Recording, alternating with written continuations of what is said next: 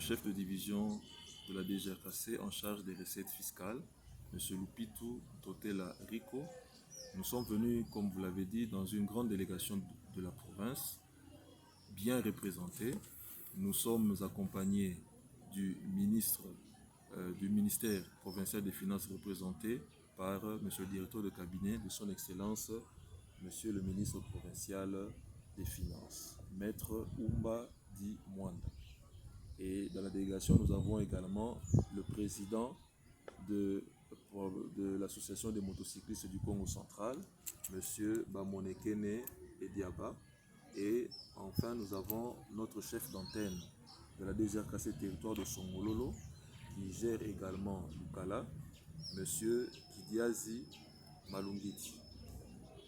Merci beaucoup. On commence par le directeur général adjoint. Tokutani Awa na Kimpese précisément pour une mission spéciale. Likambo Yamutu Yaboyeli Ezenin. Merci beaucoup, messieurs les journalistes. Likambo Yamutu Yandenge Tuni Biso Oyememi Biso Awa. Oyebi que Direction générale des recettes du Congo central, Moussala Oyoye et Pesamelaye na Katia province, c'est-à-dire pour mobiliser mbongo ya l'État, kozwa mbongo ya l'État nyonso kotia na nzungu wana o monaka. Donc mituna biso il faut ebeta makasi ya koyeba ndenge nini ya kozwa mbongo ya l'État pe kokotisa na nzungu wana soki koti na nzungu comme nzungu wango ezaka ka moko wana ezo représenter province pona koyeba kosala misala na kati ya province. Alors, la direction générale des recettes et salement dans la province nous sont ndenge ba konzi na niveau national et monana kikeno ba province, chaque province il faut amilukela pour ayeba kotonga. Il est vrai que ndambo pe ya musolo et utaka pe Kinshasa oye yaka ko compléter mais du moins les gros il faut uta et pas na binomoko. Raison pour laquelle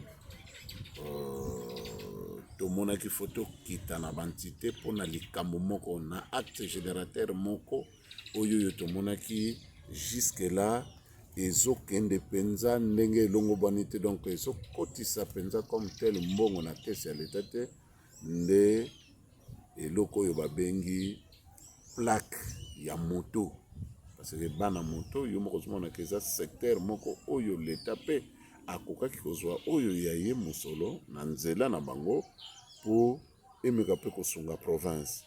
Alors yo moko sala constat na nzela okomona ke ba moto ebele eza na ba plaque te pendant que bazo fonctionner pendant que ba misusu aussi basombi déjà terrain pona misala wana saleli na nzela moto ba misusu batongi bandako kaka na ba misusu pe si basombi na mituka ou bien bakomi na ba moto ebele.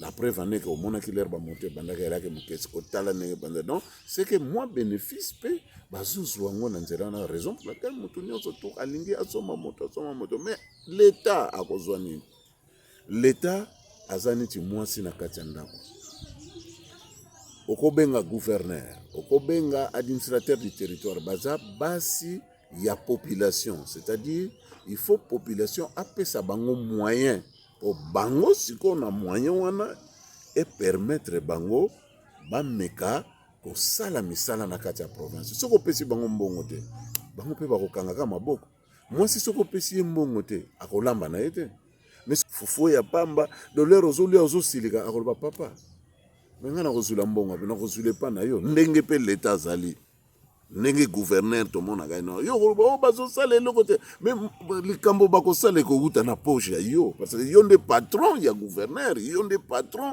ya administrateur du territoire donc c'est comme ça que toye on a to sensibiliser bana moto bayeba ke il faut bâtir plaque na kotiaka plaque wana mwanda mo musolo wana ko kota na caisse ya l'État et ko sunga pe l'État. Vous savez la ngondengeni. Tokosala ngondengeni. Donc esaleli oyo ozoloba soki tokosala yango par rapport à ndenge Donc, boye banda bandi lelo. kokanga bango banda lelo ndenge tozoloba boye topesi bango deux semaines calendrier okoyoka na date précise nango na bisaki ngai jusqu'au 12 mai. Voilà. Ngana lingai kutu fallait essayer de bongo le comment qui tourner après sa détail wana parce que ça na domaine na ye. Donc to pesi bango 2 semaines vente libre yo moko yaka omisombela yango. OK na yo na malembe. Mais soki to leki date wana le 12 vente et kozala forcé. Wana to bimina balabala na bato l'état parce que l'état linga zwa ya ye mosolo pour permettre à ça parce que nzela wana ozotambola iza yote donc l'état peut batiaka ye donc disons basala kana ye tembete nzela ozotambola iza ya ye et kota wana ozokota même banzela ya ye l'état donc c'est ya mabele likolo ya mabele sol sous-sol appartient à l'état. Alors l'état c'est quoi yé pana biso bo pesa pe ya ngai na onyo sozo salela na kati ya mboka nanga. Donc voilà d'une manière ramassée les kambo oyo etindi biso to bima na bantité pour to sensibiliser to pesi 2 semaines mutu na mutu oyo yo ayebi ke aza propriétaire à moto amilengela ayako somba plaque. Mais ce que sombi plaque kobosa na te ke vignette pe ezalaka. Mais tu peux sinon nos priorités na plaque, les vignettes et kolanda na ciment. Donc pour to ba monateka nyonso mbala moko non to linga kati biso to sala gourmand yo so sono ba mbongo na chaque jour mais l'état peut azwa pe loko pour permettre à ça la paix yaye misala comme yende nkoro mabele. Voilà likamona ngaka. Merci. Soki na zonge pa ya c'est déjà pour na tuna question ya différence entre plaque oboteka na oyo bandeko basomba to basomba kana DGI. Ok, merci pour la précision au Sengito Pesa. Tokoloba boye, omoni mboka, tozalaka Zaïre, tolongwe na Zaïre, tokomi na République démocratique du Congo. Moni na minute wana, République démocratique du Congo, et koko sale la sous drapeau ya Zaïre te. Il faut drapeau échanger. Ndenge pe lokola, nakala mibeko na biso na mboka RDC, et sengaki ke DGI nde abana koteka plaque ya mituka nyonso. Na ba voiture, na ba camion, na ba moto. Mais tant que tu koma le 18 mars 2018, président de la République ya Kala a eu ordonnance loi où il fallait fixer ba liste ya ba acte générateur nyonso ba recette oyo province, ba ville, ba commune na ba secteur et sengela ki baba na ko percevoir bango wana bazali ba entité territoriale décentralisée. Depuis ordonnance loi wana ebima le 18 mars 2018 DGI azalaki susu na makoki ya ko zwa plaque ya moto te pona nini po mibeko wana ezwaki plaque ya moto et pesi yango na gestion ya ba province.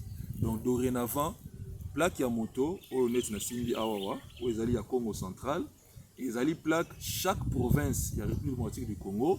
Il faut aluka ate kakaba plaque ya moto d'abord pour na kokotisa recette ndenge DGA na biso oti koloba mais deuxièmement pour na ko identifier moto nyonso ezali ko circuler na territoire ya Congo central ndenge ba identifier kana ba plaque d'immatriculation ba voiture ba camion na ba moto parce que ba camion ba voiture ba minibus ba mituka nyonso boyebi y compris ba moto eza géré na loi moko sur l'immatriculation des véhicules automoteurs qui doivent circuler sur toute l'étendue du pays. De banda date wana le 18 mars 2018 côté ka plaque ya moto ezonga na ba province et chaque province eza na service nango oyo ezwaka ndeti biso na Congo central eza DGRKC mais DGI atikali na ba plaque ya mituka misusu moto ezali côté kama kaka na DGRKC et kozala na Transcom te et kozala na territoire te mais ekozala kaka na DGRKC. Merci beaucoup. Il y a ministre provincial, il y a transport, il y a finance plutôt parce que les kambo ya mbongo et kota na caisse ya l'état tina nini vraiment yo moko penza o se déplacer na kati ya délégation oyo alors que bosala comme salango depuis kala bana moto ndenge tobenga bango communément mais oyo eza acharnement te na direcable ya ministre ya finance aye penza en personne. Quelle motivation? Na pesi yo matondi mpona motuna na yo ngai na ye na kombo ya ministre provincial otali makambo ya finance to makambo ya mbongo parce que taxe oyo babengi vente ya baplaque ya bamoto ata mokonzi ya na biso to pe président de la république ntango asinyaki ordonnance oyo ya numéro 18/004 du 13 mars 2018 na rectifié moke 13 mars 2018 atiaki vente ya baplaque wana to pe taxe wana na secteur ya finance dans le secteur ya transport te et puis kaka na mobeko yango na ordonnance lwango akomi ke akozwa mokanda babengi arrêté eza ministre provincial ya finance mpona kobongisa motuya ya mbongo esengeli bato basombi bamoto bakoka kofuta et puis na province nde toza wana déjà kase ezali service oyo gouverneur de province atie yango na bokambami ya ministre provincial ya finance na fala babengi yango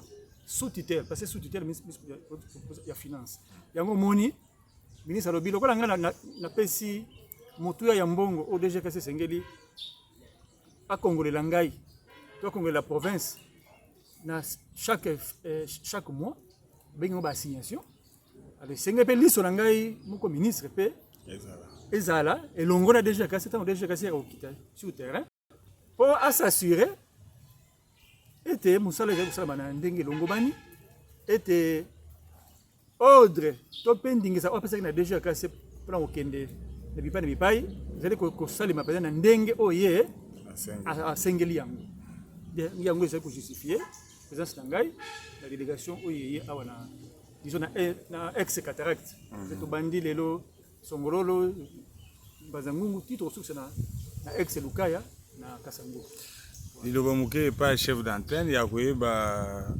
mpona nini lelo ekomi mpenza likambo ya monene boye seke bosalaka mosala te depuis kala boyebi te ke il faut boteka baplaque wana.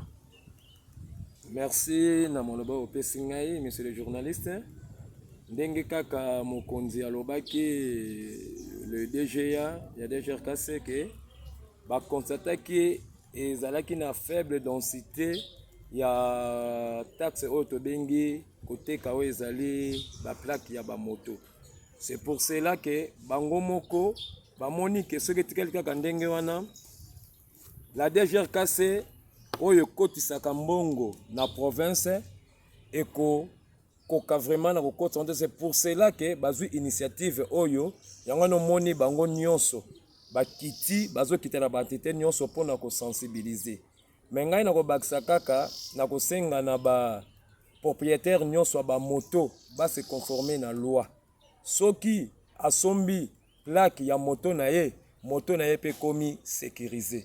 Donc on a kaka koloba yango wana. Merci. Yo moko kolomoto zawana isolongo moni yango ndenge ni tracasserie bazo ya kosenga bino bambongo parce que tango yango bo bando benga biso na ba radio biso moyen te tracasserie. Est-ce que comprendre penza mission oyo tina nango? Merci beaucoup monsieur le journaliste. D'ailleurs tozali association oyo tozana obligation ya accompagner l'état congolais à mon cause notre association à caractère provincial tozoka accompagner province na biso mission oyo na ye nango ezali mpona nga deuxième fois parce que année 2020 na suka nango na lekaki susu awa na niveau ya Songololo Manzangu partout ailleurs au DGRKC à Tinaïbiso Susu pour sensibiliser la population. Nous avons commencé à Matadi pour sensibiliser la population. Dans les ventes, il y a plaque d'immatriculation, il y a moto. Boyoki ba kondinenge ba utugoloba. Ezali taxe mo ezali périmal légal. Mutu moko akoko boyango azate. Et puis ezali document oyo sengeli engin roulant et somba kutu na liboso. À part même un document moussous. document liboso faut tosomba na moto na biso ezali plaque d'immatriculation. Tant on sombi plaque d'immatriculation bazo pesa yo volet jaune. Peut-être que ba peko zo pesa sous oh bazo benga carte rose tokozwa yango. Mais tant yo yenen pour un premier temps ba pesa plaque na yo na volet jaune. C'est exactement ko sécuriser d'abord moto na yo et puis exactement ko contribuer na province na biso. Et l'open na lingna bakisa wana ezali trakase